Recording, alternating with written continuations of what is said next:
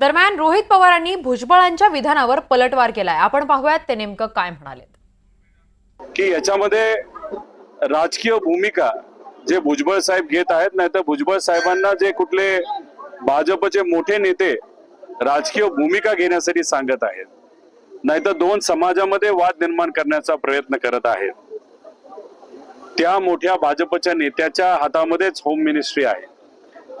मग त्या होम मिनिस्ट्रीचा तसं सीबीआय ईडीचा वापर करून तुम्ही केलेलं जे वक्तव्य आहे की ज्याच्यामध्ये आम्हीच कुठेतरी आंदोलनाला जरांगे पाटलांना बसवलं, नाही तर टोपे साहेबांनी बसवलं, याच्यामध्ये तुम्ही शहानिशा करा, खरं काय खोटं काय लोकांसमोर तिथे येईल। पण जेव्हा सामान्य लोकांवर लाठीचार्ज होतो तिथं जाणं ही प्रत्येक नागरिकाची जबाबदारी, म्हणून आम्ही तिथे गेलो होतो। ग्रामविकास मंत्री गिरीश महाजन यांना